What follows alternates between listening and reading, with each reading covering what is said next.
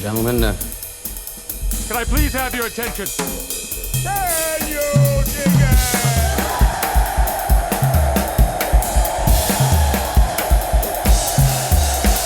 Greetings, dear listeners. This is Jonah Goldberg, host of the Remnant podcast, brought to you by the Dispatch and Dispatch Media.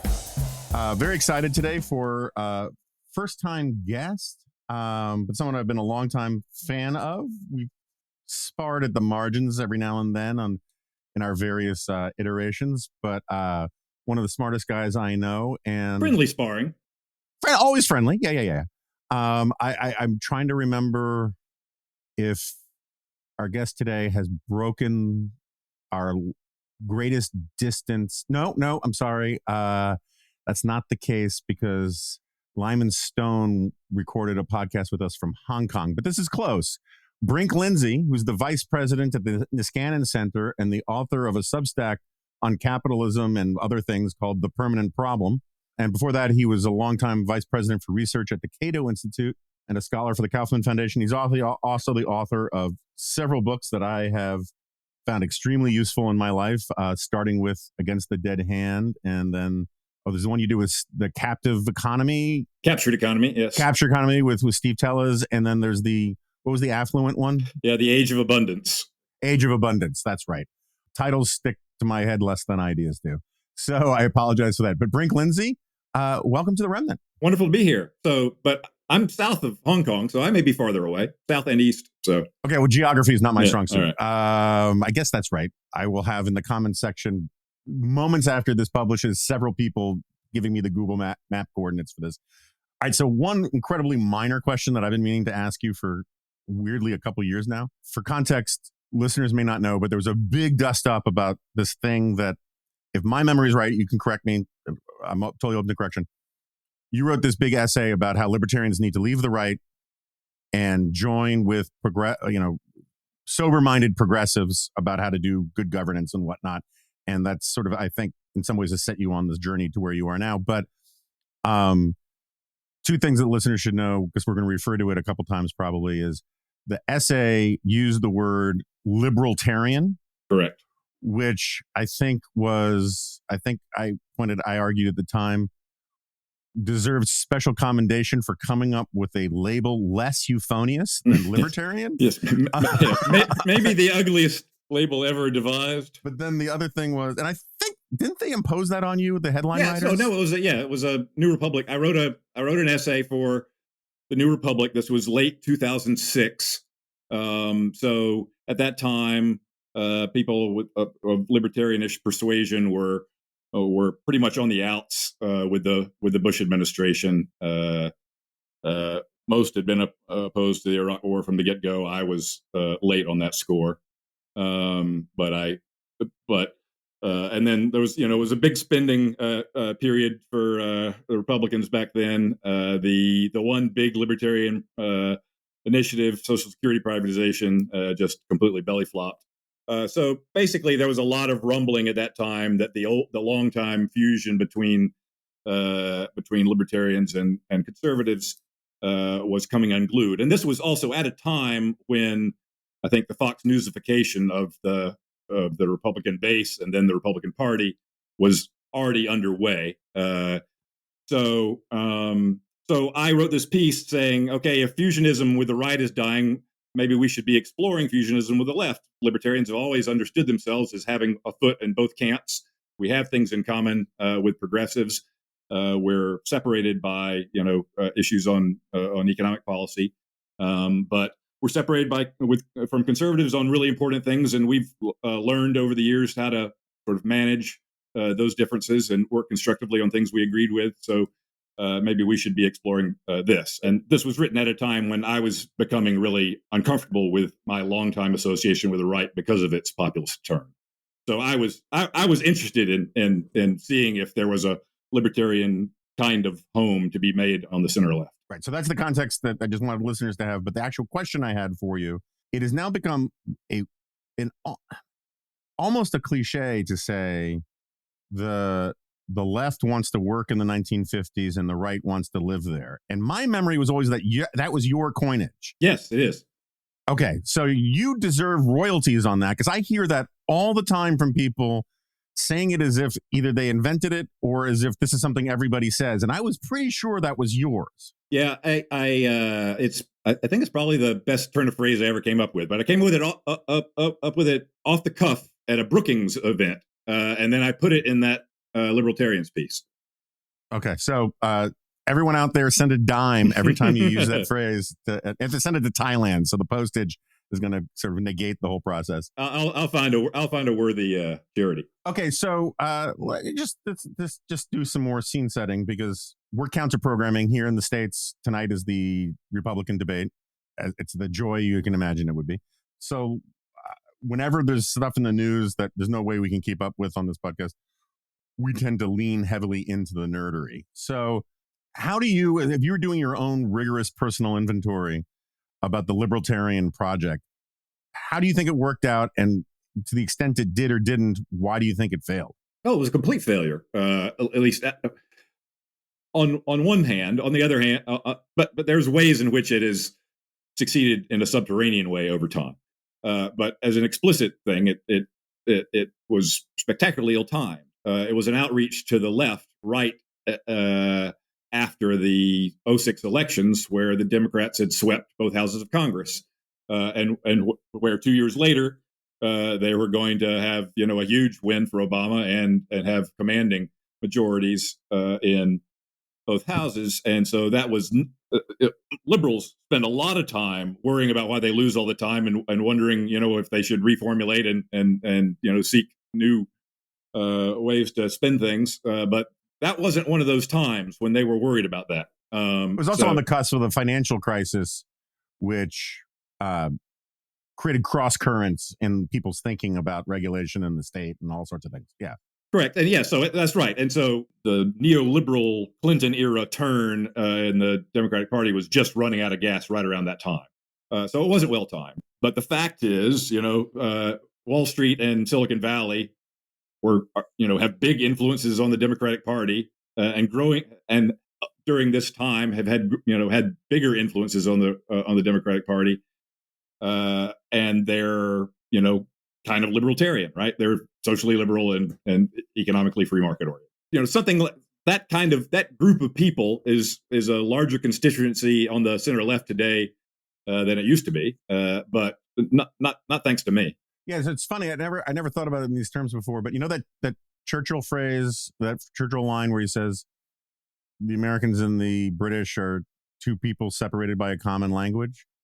It seems to me that you can make the case that that's the case with libertarians and progressives. The language of progressivism and libertarianism is remarkably similar, right? It's all about, not all about, but personal liberation, personal autonomy, maybe not property rights, but self-property, self-ownership, and all that kind of thing. And I guess the distinction, the problem is that the libertarian qua libertarian, more in the sort of, I don't know what, Hume, Smith tradition, and the left libertarian, to the extent there is such a thing, is more in the Rawls sort of tradition, and that what people mean by personal, and Dewey, right? So it's positive liberty versus negative liberty. And that's a very heavy conceptual chasm to cross. Yeah, you have to talk about things in different ways. But I would say even within sort of, organized within think tank libertarianism as a mass movement has just gone completely off the MAGA deep end, I think. But Cato, I think, stresses much more its center-left affiliated issues than it used to, right? It's leaned much more into immigration and criminal justice than it did back in the 80s and 90s. And so I think there has been, in that sense, more exploration of common topics with the center-left, which was what I was talking about in the first place. So again, I think this thing is happening in that way. And so, and then, on housing, this was an issue that the knee-jerk progressive response on housing was subsidize demand and inhibit supply in any way you can. Be against developers, be against landlords. That's the correct progressive position. Until now, after decades of thinking that way, and laws that reflect that kind of thinking, we had this rolling housing affordability crisis in metro areas around the country, and especially on the coasts, and especially in California. It's really come out of the center left. Matt Iglesias was a real, leader in raising this issue of zoning and artificial restraints on housing construction and the price we're paying in all kinds of ways. I mean, it's a significant knock on economic growth because we don't let people live where they're making GDP because we build moats around those cities.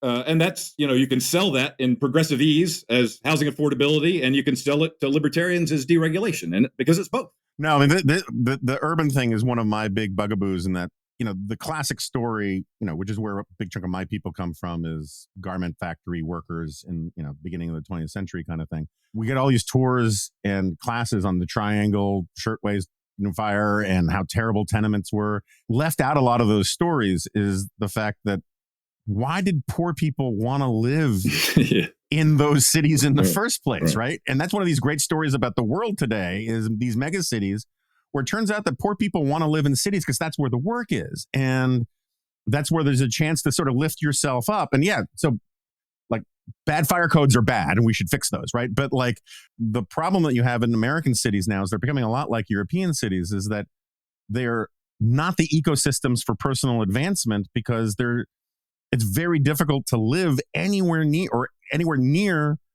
where you actually get to the ladder that pulls you up. The obvious issue is housing is crazy expensive in places where supply is constrained. But it rolls into a real problem for economic mobility because people can't move to superior opportunity. It's a real knock on productivity and economic growth because of just misallocation of the population. It's driving both racial and class-based segregation, which is really bad for economic mobility over the longer term. So it's just terrible. It's just total poison. The whole issue with NIMBYs, not in my backyard, is a completely natural sentiment. So YIMBYs tend to demonize NIMBYs as the bad guys, and I get that. But they bear the costs of construction in the short term, and they bear the extra traffic costs and so forth. So it's just normal for people to oppose change right in their backyard. So the problem is we accord overwhelmingly disproportionate influence to immediate neighbors in just political decisions about land use, when lots of other people are affected. Everybody in the whole municipality is affected by the availability of housing. And all the people who want to move to that place from far away are affected. The whole country's economy is affected. So the issue isn't that these people have nasty motives; they have understandable motives. The issue is that they're just way too amplified in the process. Yeah, and in fairness to some of them, I mean, there are many rooms in the mansion of nimbyism, right? And so there are better forms of nimbyism, or they're more defensible forms of nimbyism than other forms, right? Obviously, if you don't want black people in the neighborhood, that's a really bad form of nimbyism.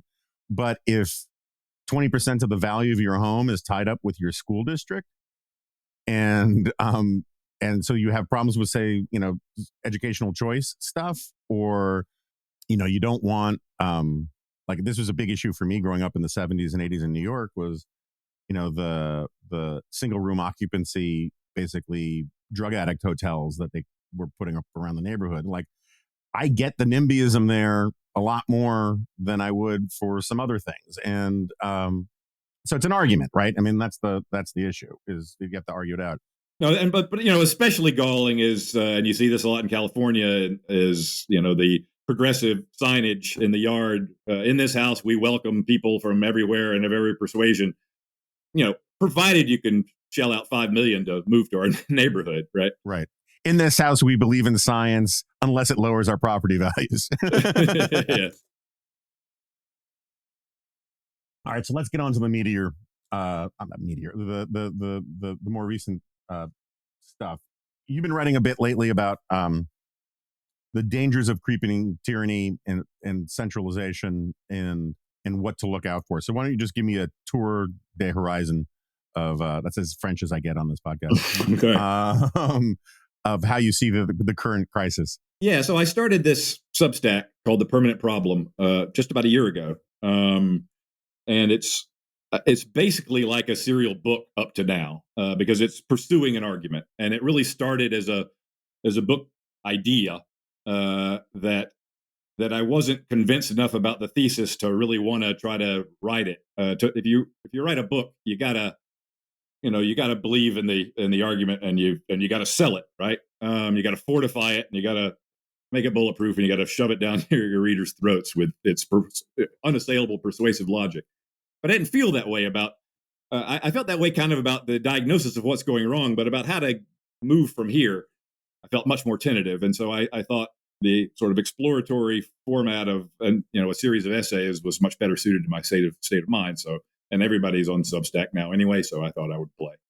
So it's been very fun, and I called it The Permanent Problem, which is a line from an essay by John Maynard Keynes, published in 1930, called Economic Possibilities for Our Grandchildren, which right in the depths of the Great Depression, he said, folks, this is a temporary bump in the road, barring, horrendous global wars and catastrophes unremitting. In basically a century's time, we're going to be, he said, a significant multiple of where we are today in per capita income. And at that point, we can basically say that the economic problem, the problem of objective material scarcity, of not having enough food, shelter, and clothing for everybody, is going to be solved. Said, and at that point, mankind's permanent problem, how to live wisely and agreeably and well with the affluence that, as he put it, science and compound interest had delivered to you. That's the next chapter. And he predicted that it would be a bumpy ride, that a transformation this fundamental was going to cause a lot of tumult. And I had, but then he also predicted that by now we'd be working 15 to 20 hours a week, because we would have basically made significant progress towards moving past economic concerns in his very sort of bohemian kind of way. So that was all wrong. But the idea that material abundance didn't solve all problems, it just brought new problems into view, that was one that I knew about already, because I wrote a book about it, The Age of Abundance, which was about looking at post-war American history through the prism of the effect of mass affluence on culture and politics. And I told that, okay, we've had this humongous change in the human condition. In the 1950s, the baby boom generations, the first generation of human beings ever raised that could take their basic material needs for granted. So that's something new under the sun. And so if you have that big a change in social reality, you're likely to have big adaptations in culture and politics following suit. And 1964, the year the first baby boomers turned 18, you had the first Berkeley riots, and then there followed the 60s and 70s and all the cultural mayhem and upheaval that followed. So when I wrote The Age of Abundance, which I wrote in the early O's, but really kind of conceived in the late 90s, I saw this Sturm und Drang created by mass affluence as being in the past, something that had happened in the 60s and 70s, and that now by the 90s and O's we had achieved a kind of libertarianish kind of synthesis that the left had gone, had made war on capitalism, and tried, pursued communes and all that, and tried to have radical alternatives to the bourgeois nuclear family, and all of that just completely imploded in the 60s. And so we went back to actually a more market-oriented form of capitalism than we had before, while at the same time, everybody got a lot more socially liberal on issues of race and sex and sexual roles, sexual orientation. I was telling a happy story, but then the 21st century happened, and so now it's basically 20 years since I started writing Age of Abundance, and I had this book idea. Basically, the working title was The Age of Abundance: What the Hell Happened? Mm-hmm. Looking back in the narrative of that book, it explained there was a dark side, and that there were real problems and wrong turns that were unleashed in the 60s and 70s, and subsequently. But I was optimistic. I thought, that those were outweighed by the positive strides that had been made, and the outlook looked bright. And so I believed in progress. I believed until the summer of 2016 that the path of least resistance for the world was to become freer and richer and happier and better governed. 2 steps forward, 1 step back. But we had a succession of debacles and catastrophes in the 21st century, from 9/11 to Iraq to Katrina to the financial crisis to the Roman Church, Roman Catholic Church scandal. Just one set of elites after another, just disgracing themselves, and then this crazy populist turn and the unhinging of our politics and the elevation of someone just extravagantly unfit for high office, first to a major party nomination. That's when I realized that something was much deeper wrong with the world than I had previously thought. And then for him to actually win, and then for everything that followed. So ever since all that happened, I started looking back at, what did I get wrong? Why had I thought things were going to work out better, and why have they taken this nasty turn? And what do we do about it?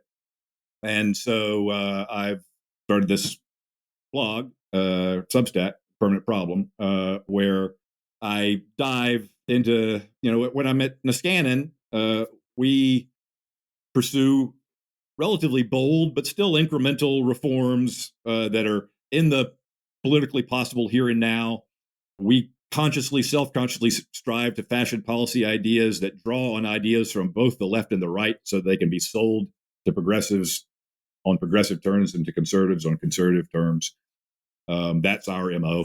But in dealing with these issues, and in dealing with issues like regulatory capture or issues of slowing economic dynamism, I saw that there were much deeper forces that weren't approachable in talking about in day-to-day policy discussions. So I wanted to dive deeper, and I've been doing that on this Substack.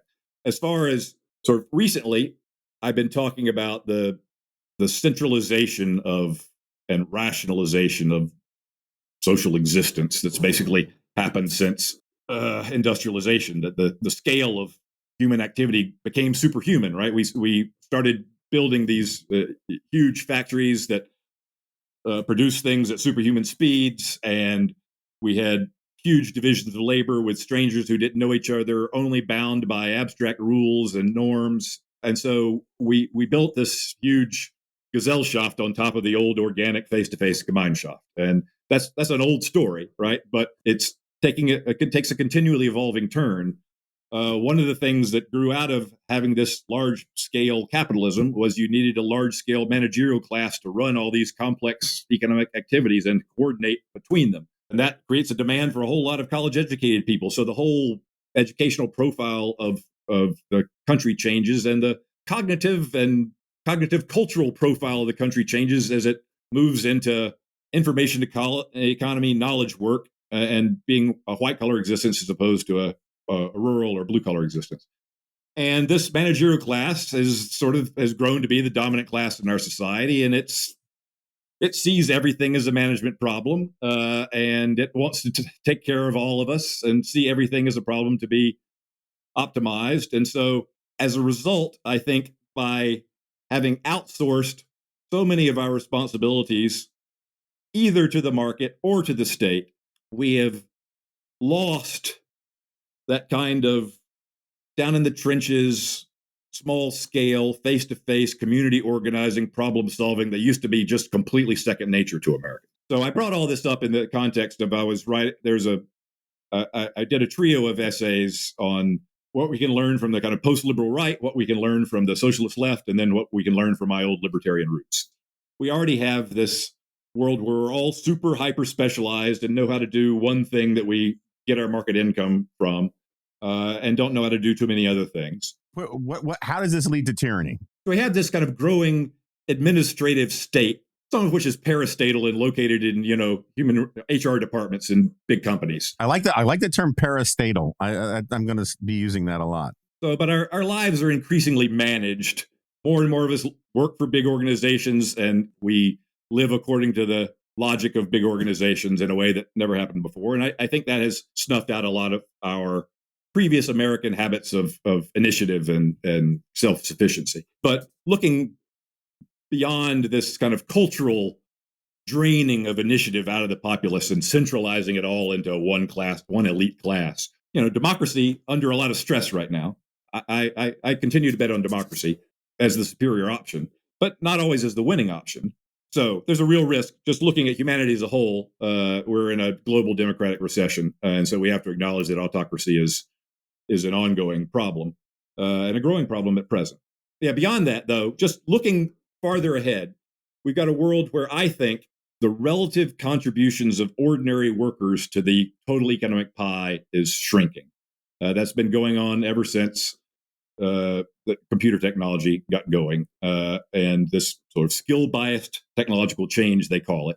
That's the dry term for it. But basically, once upon a time, technological progress, industrial might, and therefore American national security depended upon huge inputs of brawn and clerical labor. And so when those folks banded together and into unions, they had enormous power because everything was dependent upon them. If they went on strike, it could be a national security crisis if the steel industry went on strike, right? There's nothing like that anymore.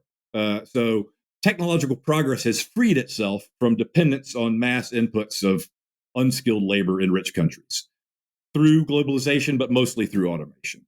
And so the leverage of ordinary people in economic life is less.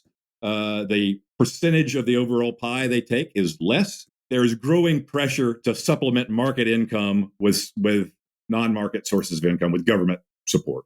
I prefer wage subsidies. I prefer subsidizing work to universal basic income. But I see in the cards that my guess is that over time, people are going to become more dependent on government for their income than less.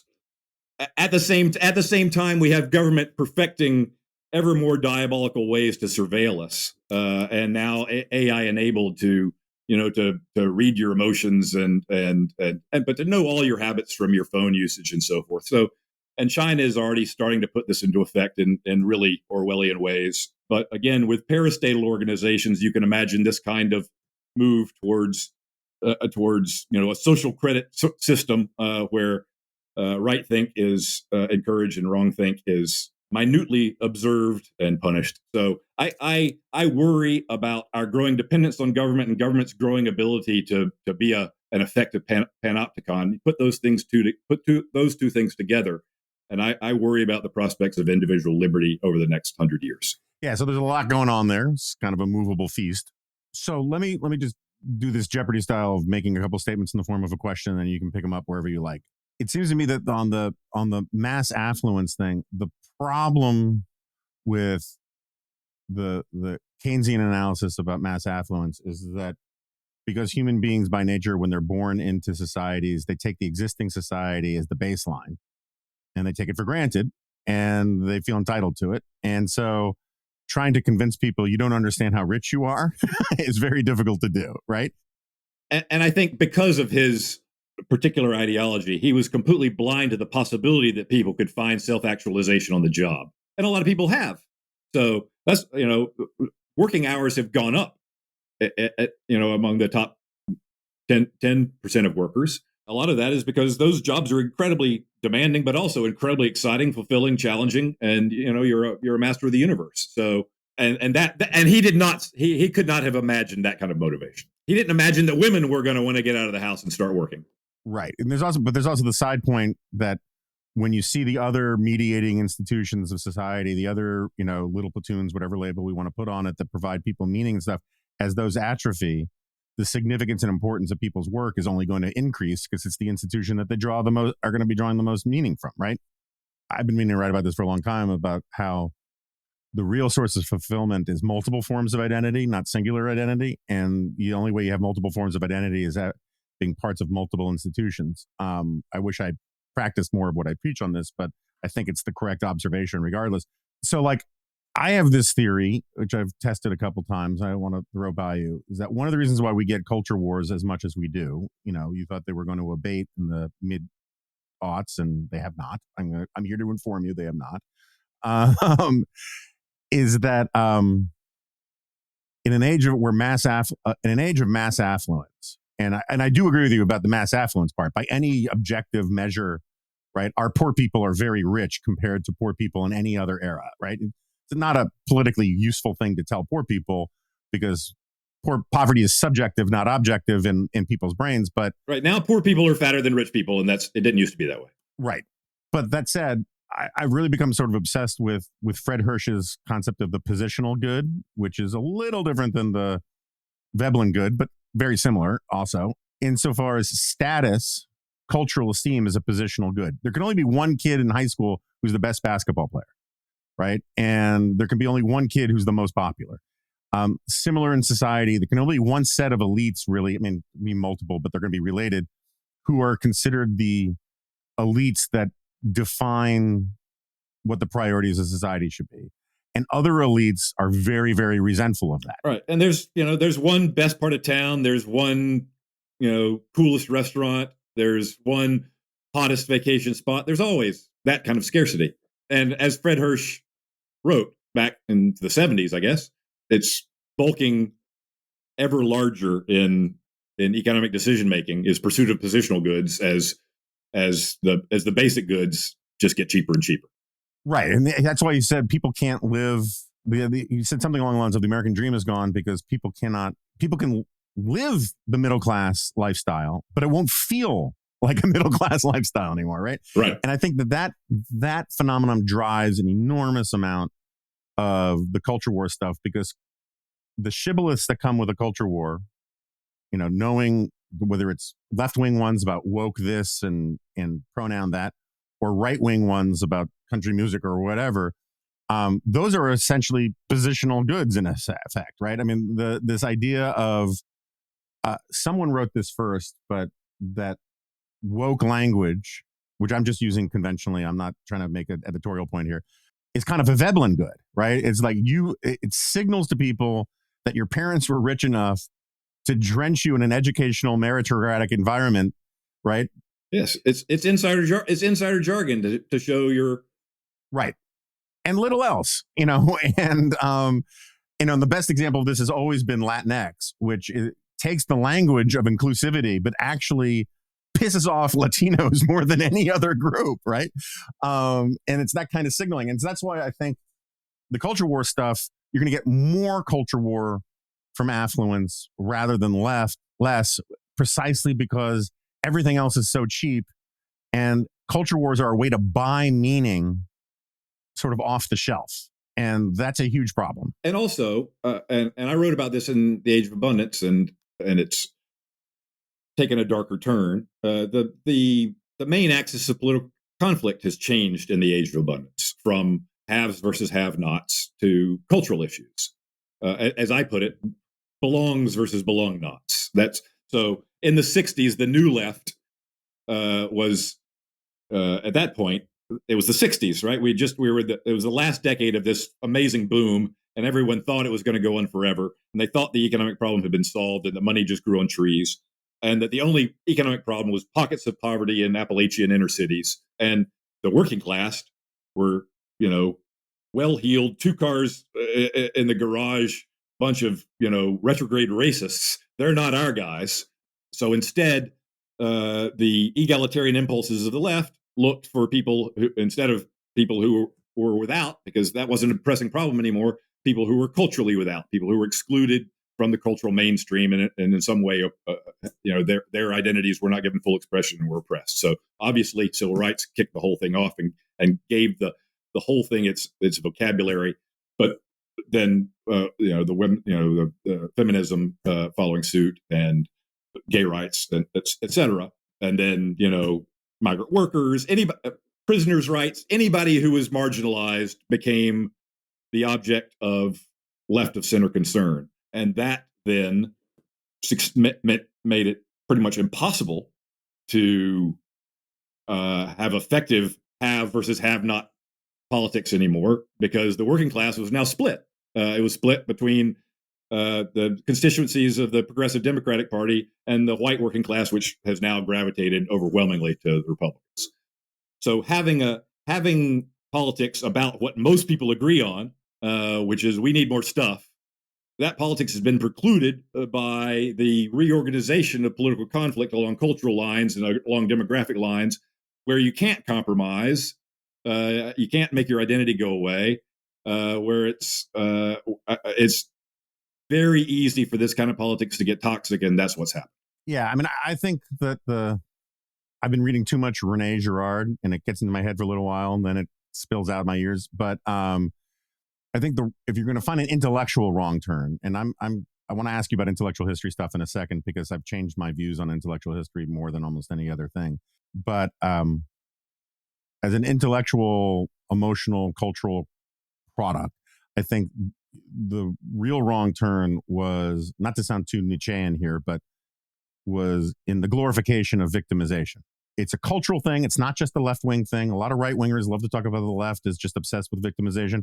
There are very few people in my email and Twitter threads more obsessed with victimization than right-wingers, and about their own victimization. It's completely jumped over to the right now.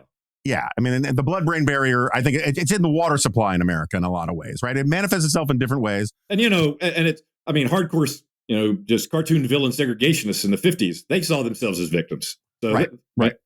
It's not, I mean, it's an old story, I agree, but it's become institutionalized in a way. And so you have this idea that somehow there's great status that comes from being a victim. And so then you need the state or the elites, or the people who control the commanding heights of the culture, to recognize your victim status and that's the positional good now. And that's what people want to argue about. Are small town white guys the real victims out there? Or are black people, or are gays, or are transgender people? And everyone's arguing about, in this attention economy run politics, who deserves our nationalized sympathy, our strategic sympathy reserve. Who should we untap it for? And that's, I think, the problem. Yeah, it's just an ongoing, never-ending, 24/7 relative status pissing contest. Who's up, who's down, and you can't get up without putting the other person down. So it's an inherently zero-sum politics. So it's just awful, and it's tearing American democracy apart. Yeah, and I don't. The only way to get out of it, I can see, are exogenous events that I do not welcome. I might have thought that a killer pandemic would have made us all band together, but it sure didn't.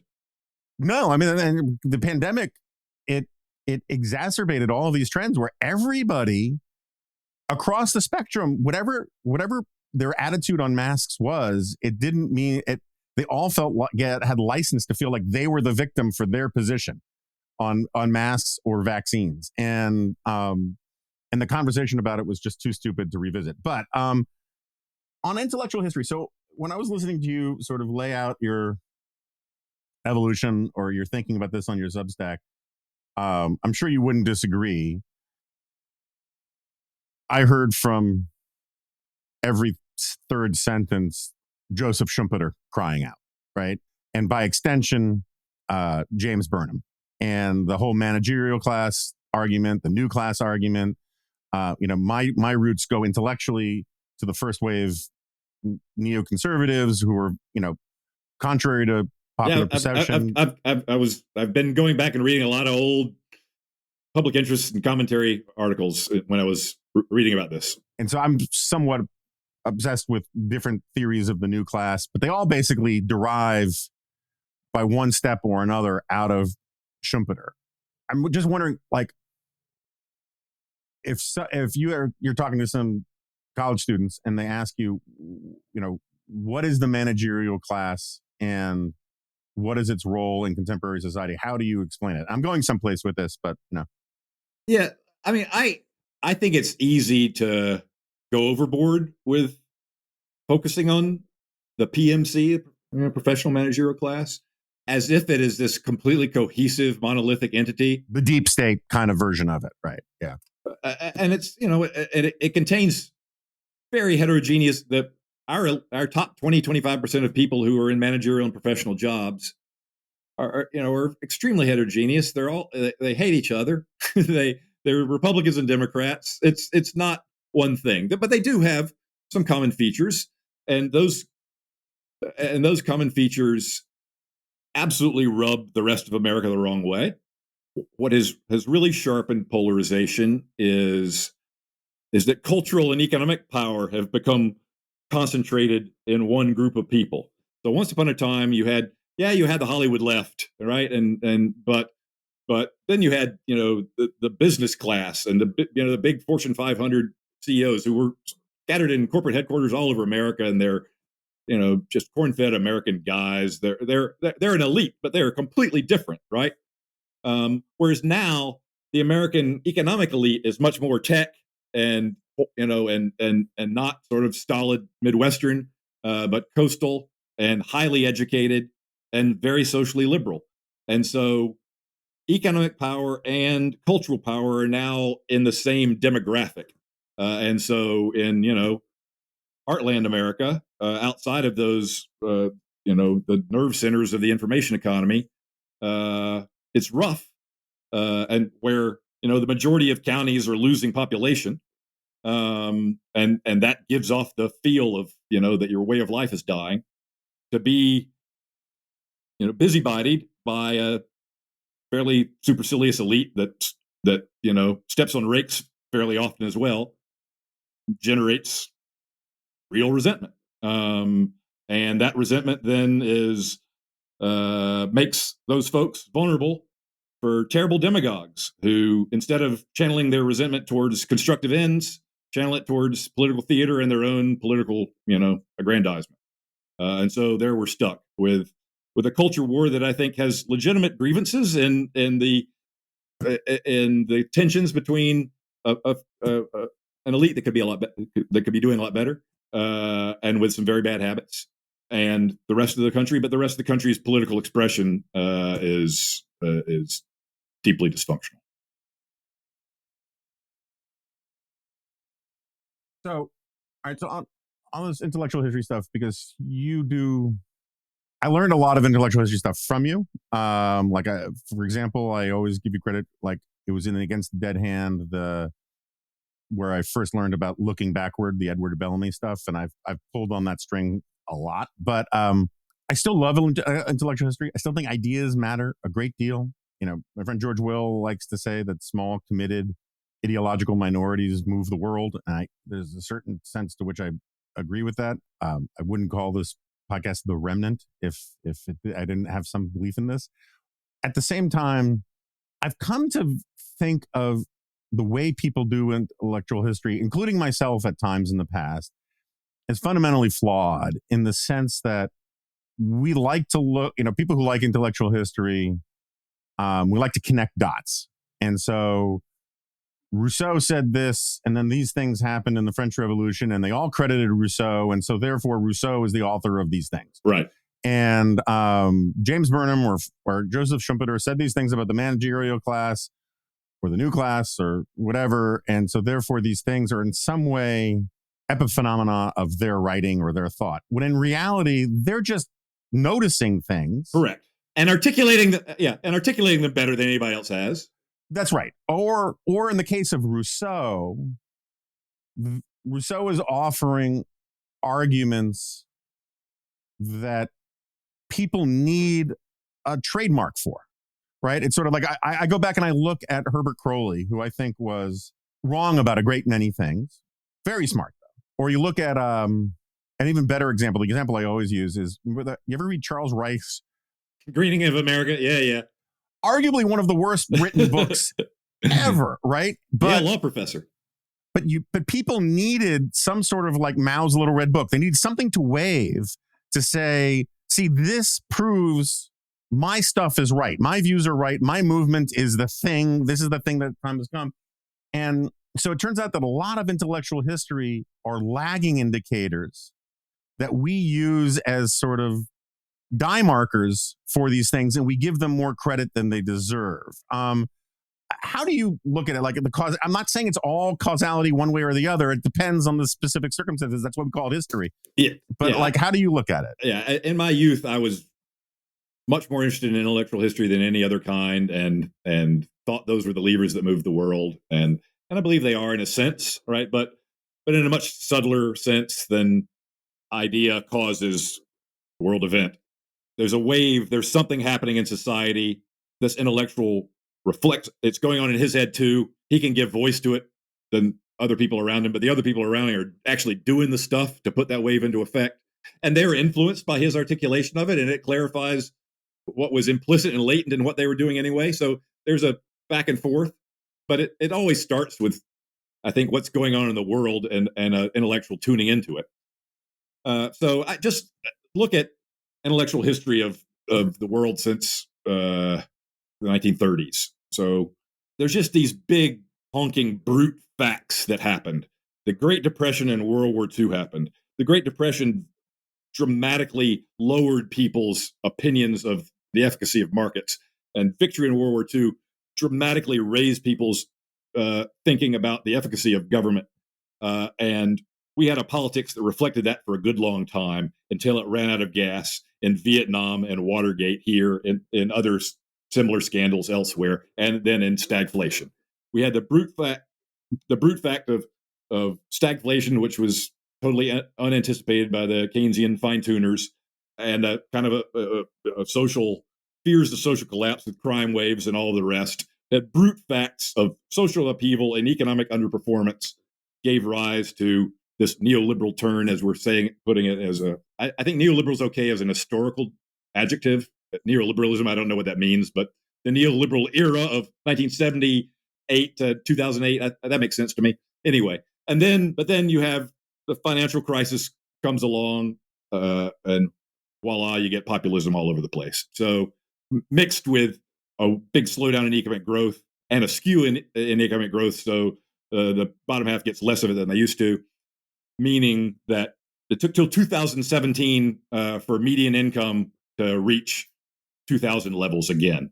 So we went almost 20 years of complete stagnation in the middle of the country, and those kind of brute facts just changed the climate of ideas. So ideas back in the 90s, when the economy is humming and communism had just collapsed, at that time it was completely clear from the brute facts that capitalism was working, and it didn't matter how articulate or brilliant a socialist scribbler was in the 90s, they were not going to get any traction. Their stuff was just going to be totally marginal, and if they pursued that line, they were going to be a nobody because they weren't in step with what was happening at the time. That guy, 20 years later, after the financial crisis, he starts Jacobin. You get the DSA, you get AOC, you get a real political reaction, and you get an intellectual articulation of it. But it's these big honking events that I see as more effective causal levers than anybody's writing. But the writing's playing a role. Yeah, so I agree.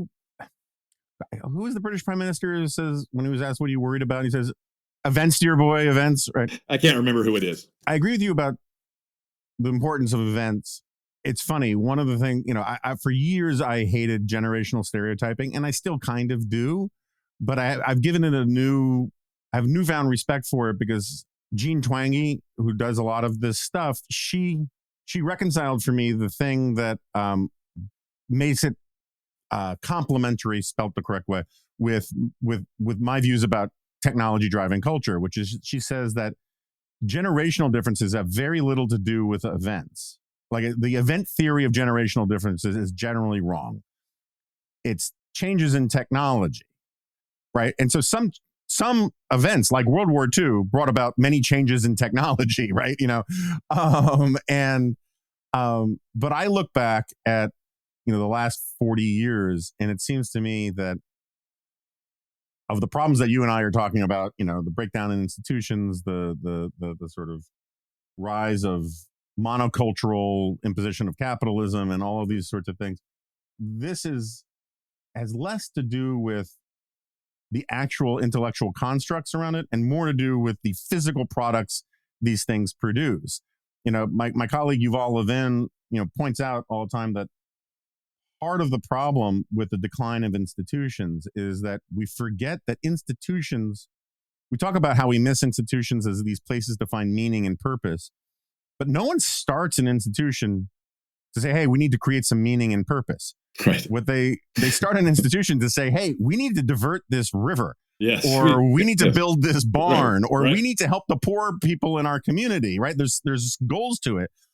Technology combined with the managerial class that turns everything into a professional project rather than a civic project or a voluntary project, that's technological change that deprives people of avenues to find meaning and purpose working with other human beings. And I think that those places, those kinds of nooks and crannies of civil society are the places where people find meaning and belonging and the things that make them not look to Washington or to their screens to fight about meaning and belonging. And I don't know how you fix that. I don't know how you create meaningful institutions that provide real value that can't be done by technology or by union workers paid by the government.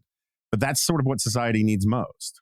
Yeah, so that's where the kind of semi-radical prescriptions I'm coming up with on the Substack, or woolliest part of my current thinking, is on this subject. And I believe we very much, for a whole bunch of different reasons, need to demassify society and somehow or another reinvigorate smaller scale, local, from families to neighborhoods to smaller communities within metropolitan areas, and these and we need to give.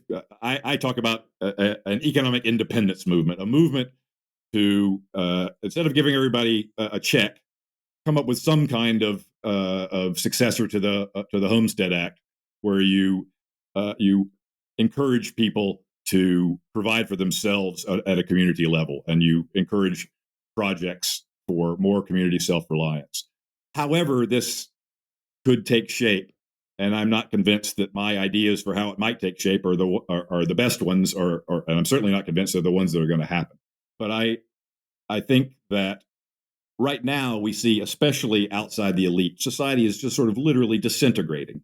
People's commitments to all the institutions that give life meaning, work commitment is degrading in the less college-educated men. Commitments to family is degrading, obviously. Community activities are down. Church going is down. Everything that glues people together and gives them meaning in their lives, other than successful careers, is falling apart. And so we have to figure out some way, give people at the local level actual practical functions that their cooperation accomplishes. It's that actually solving real problems, not searching for meaning, but finding meaning in solving problems together. That's the magic ticket. How I've got ideas on the blog about how that might take shape. I continue to explore those, but that direction to figure out how to reknit society from the ground up, and especially focusing on the folks who need it, folks outside the elite.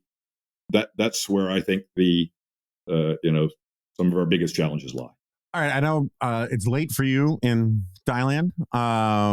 It's only 10 a.m. here. What time is it there? It's 9 p.m. Oh, okay, it's not that late. All right. Yeah, it's all right. Big picture, just to close it out. We are not opposed to what they produce regularly at the Commentary podcast, which is Crushing Morosity. But it's not a feature of this podcast the way it is of theirs. All said and done, are you hopeful? I try not to use the word optimistic. Yuval Levin says I'm not supposed to use optimistic because it denies me of agency and participation in making things better. But are you bullish on the future in general, or are you living in Thailand because I'm running away? No, because you're running away. So yeah, I think optimistic or pessimistic, those are empirical assessments. Hopeful is a moral commitment, and so I make the moral commitment to be hopeful. But I've been a lot more optimistic about the next 20 years when I was younger than I am right now. So I think it's we really want to come down to a net position, or it just feels like a real need to be either optimistic or pessimistic. But it's quite clear to me that things are simultaneously getting a lot better and a lot worse at the same time. Depending on where you direct your vision, you can see a deepening, cause of despair and alarm, or you can see amazing things that are happening, and possibilities for various kinds of Deus ex machina that can solve a lot of these vexing problems. So I'm hopeful, committed to doing my bit to try to make the optimists right, and very curious about how it all turns out. All right. With that, Brink Lindsey, thanks so much for doing this. We'll put links to the Substack and all that in the show notes. And thank you for coming on. It was great fun. Nice talking to you. Okay, so Brink has left the studio, and it was good to catch up with him. Do check out his Substack if you get a chance. We'll put a link into it in the show notes. Obviously, we see eye to eye on a bunch of things, which is kind of funny given how I really did go hammer and tongs against libertarianism back in the day, in part because of that stuff I was hinting at with the difference between positive liberty and negative liberty, or Rawlsian sort of libertarianism, which is, or Deweyan libertarianism, which is really not libertarianism as people understand it, because it envisions a very strong role for the state to sort of liberate people and manage their lives and help them fulfill themselves and find personal and social justice. And the people who are actually attracted to libertarianism as we generally understand it just stop short of that stuff as a first principle. But I can talk about more of that on the Remnant or elsewhere. Or I can talk about it on an AMA. We are starting to kick the tires more and more on the Skiff, which is the for subscribers to the Dispatch only podcast feed. We'll be coming out with a video explaining how you, if you're a paid member, how you can subscribe to it very easily. We already have some stuff on there. So, we've been putting stuff on there for a while.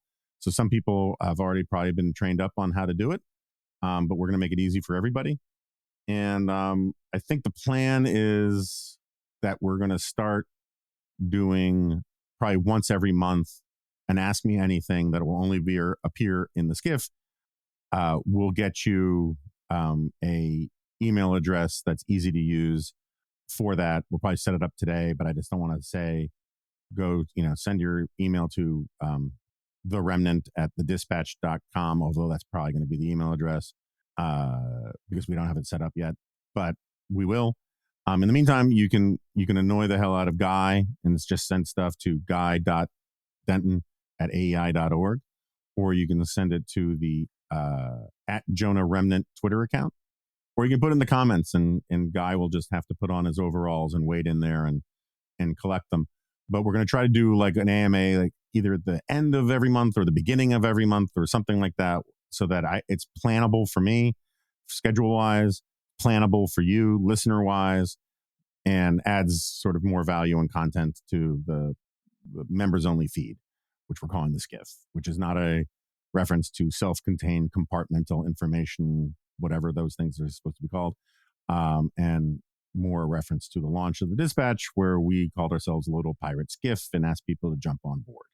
And so if you jump on board, you get to listen to the Skiff. See, it's wordplay. Other than that, I do have a lot of thoughts on the stuff that we were talking about, and but I will save those.